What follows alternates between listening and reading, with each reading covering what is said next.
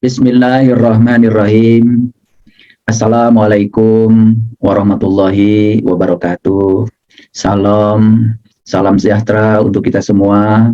Om Swastiastu, Namo Buddhaya, salam kebajikan, Sampurasun. Rahayu, Sagung Dumadi, semoga seluruh makhluk hidup, baik yang kelihatan maupun yang tidak kelihatan, di setiap ruang dan waktu, di semua tingkatan, senantiasa hidup berbahagia. Selamat malam para sahabatku yang budiman, dimanapun para sahabat berada, beradalah di sana sepenuhnya, hadirlah di sini saat ini sekarang, karena hidup itu bukan di masa lalu, hidup bukan di masa depan, tapi hidup itu adalah di sini saat ini sekarang.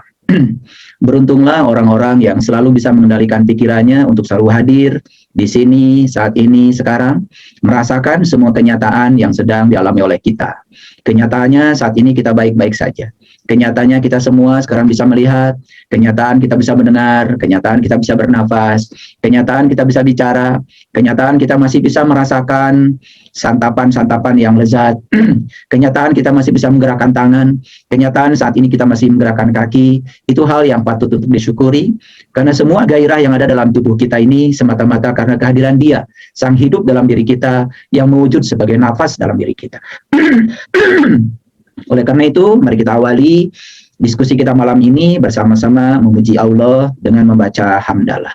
Alhamdulillahi Rabbil Alamin. Kita mohon ridho dan berkahnya, semoga apa yang kita bicarakan malam ini bisa meningkatkan kesadaran kita, membuka pikiran kita, membuka hati kita, membuka kolbu kita, membuka wawasan kita, membuka kesadaran kita. Oleh karenanya, mari kita awali kajian ini bersama-sama, menyertakan Dia dalam ruang virtual ini dengan menyapanya membaca basmalah. Bismillahirrahmanirrahim. Ini adalah kajian pertama pasca Idul Fitri. Oleh karena itu, saya ingin menyampaikan selamat merayakan Idul Fitri kepada para sahabat yang merayakannya, dan saya ingin menyampaikan sebuah doa, minal aidin wal faizin. Semoga kita semua termasuk orang-orang yang kembali sekaligus memperoleh kemenangan. Sayang sekali banyak di antara kita yang merayakan Idul Fitri setiap tahun, tetapi mengenali kata-kata itu saja tidak ada waktu. Jadi minal aidin wal faizin itu artinya adalah semoga kita termasuk orang yang kembali dan memperoleh kemenangan. Jadi minal aidin wal faizin bukan mohon maaf lahir dan batin. Karena kalau kita melihat ucapan selamat Idul Fitri, biasanya ada tulisan Arab minal aidin wal faizin, dan di bawahnya ada tulisan mohon maaf lahir dan batin. Banyak yang salah persepsi, dikiranya mohon maaf lahir dan batin adalah terjemahan dari minal aidin wal faizin. Padahal itu bukan terjemahannya. Jadi minal aidin wal faizin itu doa sebetulnya. Itu doa yang sangat agung. Semoga Anda termasuk orang yang kembali dan memperoleh kemenangan. Sehingga kalau orang mengucapkan itu, jawabannya bukan sama-sama. Jawabannya harusnya amin. Jadi kalau salaman, ada orang mengucapkan minal aidin wal faizin. Harusnya kan jawabannya amin. Cuman kan kita nggak ngerti. Dikiranya itu artinya mohon maaf lahir dan batin. Itulah sebabnya ya. Jadi kesadaran kita tidak meningkat dari lebaran ke lebaran. Bahkan kalau kita tanya lagi, apa sih Id itu? Apa itu yang namanya faizin itu? Kenapa orang mengucapkan dua kata itu? Minal aidin wal faizin. Kenapa orang mengucapkan yang pertama kata Id, yang kedua kata faizin? Sebetulnya kata Id ini cuma ada di Quran surat Al-Maidah ayat 114. Jadi Quran yang 30 juz itu hanya menyebut satu kali aja kata Id. Dan itu juga yang menyebut kata itu ya dalam ayat itu adalah Nabi Isa alaihissalam. Ada doa yang dipanjatkan oleh Nabi Isa yang sering saya sampaikan di kajian-kajian saya yang berbunyi ya, Rabbana anzil alaina ma'idatan minas samai takurlunana id. Ya. Jadi ya Allah Tuhanku, turunkanlah hidangan dari langitmu, yang turunnya hidangan itu merupakan hari raya bagiku. Jadi hari raya itu ya Id. Jadi saya sepakat dengan terjemahan yang ada bahwa Id itu artinya adalah hari raya. Padahal arti dari Id itu sendiri artinya adalah kembali sebetulnya. Jadi ya kalau kita bisa kembali kepada jati diri kita, kembali mengenal siapa diri kita, kembali menyadari asal usul kita, maka kita akan merayakan ya proses kembali itu dengan hidangan dari langit. Makanya disebutnya juga ma'idatan minas samai. Jadi kita bermohon agar turun hidangan dari langit. Sayang sekali banyak orang yang setelah hari raya malah banyak sekali ya sibuk dengan hidangan dari bumi. Padahal hari raya yang sebenarnya itu adalah turunnya hidangan dari langit. Terus kata faizin dari mana itu? Itu kalau ditelusuri itu ada di Quran surat Al-Fat ya, surat ke-48 itu. Kalau saya bacakan panjang ya. Jadi dimulai dengan Bismillahirrahmanirrahim. Inna fatahna laka fatham mubina ya. Liyaghfir lakallahu ma taqaddama min dambik wa ma ta'akhkhar wa yutimma ni'matahu 'alaika wa yahdiyaka siratan mustaqima. Wa yansurukallahu nasran aziza walladzi anzala sakinata fi qulubil mu'minin liyazdadu imanan ma'a imanihim ya. Kemudian walillahi jududus samawati wal ard wa kana Allahu aliman hakima. Liyudkhilal mu'minin wal mu'minat jannatin tajri min tahtihal anhar khalidina fiha wa yukaffiru anhum sayyi'atihim wa kana zalika indallah fauzan adzima. Dan di situ kata fauzan, jadi faizin. Jadi memperoleh fauzan itu ternyata prosesnya tidak sederhana mengucapkannya. Karena ya untuk memperoleh fauzan, untuk memperoleh faizin, untuk memperoleh kemenangan itu syaratnya yang pertama ya inna fatahna laka fatham mubina.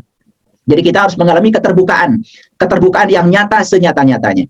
Keterbukaan apa itu? Tentu saja keterbukaan dari kolbu kita. Ya, makanya siapapun yang terbuka mata kolbunya hari ini, maka Allah akan menjamin ya, liyaghfir lakallahu ma taqaddama min dzambik wa ma ta'akhkhar. Maka dia akan dibebaskan dari dosa yang lalu dan dosa yang akan datang. Nah, di sini ada kata dosa. Sebenarnya dosa itu apa? Ya, banyak sekali orang berbicara dosa tetapi tidak mengerti. Nah, di Quran itu dosa itu ternyata cuma satu, ya. Dosa itu cuma satu. Jadi Allah mengatakan innallaha la yaghfiru ayyushraka bihi wa yaghfiru ma dzuna dzalika liman yasha. Itu dinyatakan dalam Quran surat An-Nisa. Diulang 2 kali ya, di ayat yang ke-48 dan di ayat yang ke-116. Jadi Allah mengatakan innallaha la yaghfiru ayyushraka bihi wa yaghfiru ma dzuna dzalika liman yasha. Sesungguhnya Allah tidak akan pernah mengampuni dosa syirik, tetapi Allah sudah mengampuni dosa apapun yang selain dari syirik. Itu kata-kata Allah ya, bukan kata-kata saya. Jadi sebenarnya dosa cuma satu aja, yaitu syirik ya. Jadi syirik itu menduakan Allah gara-gara kita tidak tahu dan kenal kepada Allah. Jadi sebetulnya syirik itu akibatnya. Akibat dari kita tidak tahu dan kenal kepada Allah, maka yang tidak tahu dan kenal kepada Allah, akibatnya jadi menduakan Allah. Jadi menduakan Allah, bahasa Qur'annya adalah syirik. Bahasa kitanya adalah namanya selingkuh ya. Jadi selingkuh itu mendua. Gitu ya. Jadi dosa manusia ya cuma satu aja. Makanya ya, kenapa seseorang itu syirik? Gara-gara tidak tahu dan kenal kepada Allah. Jadi satu-satunya cara untuk membebaskan dosa syirik ya tentu saja ya disembuhkan ketidaktahuannya menjadi tahu. Makanya kalau hari ini kita tahu, maka ketidaktahuan yang lalu dan ketidaktahuan yang akan datang disembuhkan. Itu yang dikatakan dengan liyaghfir ma taqaddama min dzambik wa ma ta'akhkhar. Aku sembuhkan dosamu yang lalu, aku ampunkan dosamu yang lalu dan dosa yang akan datang. Nah, kemudian ada bla bla bla, ada lanjutannya.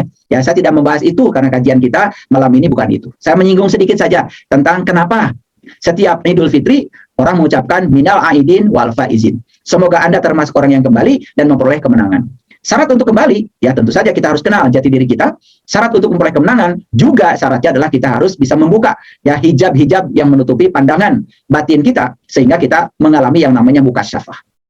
Nah, itu dinyatakan dalam Quran surat Qaf. Allah mengatakan, ya, jadi barang siapa yang hari ini, ya kasyaf itu artinya terbuka tirainya, maka dia akan memiliki penglihatan yang tajam. Penglihatan apa? Tentu saja bukan penglihatan ini. Kalau penglihatan lahir ini, ya karena juga yang namanya mata, itu sebangsa kornea mata, sebangsa urat saraf, sebangsa daging, sebangsa darah, semuanya materi. Tentu saja mata yang lahir ini hanya bisa melihat yang materi, ya. Sedangkan dalam diri kita itu ada diri yang imateri, ya, yaitu sang hidup yang ada dalam diri kita, dan itu tidak mungkin disaksikan oleh mata lahir.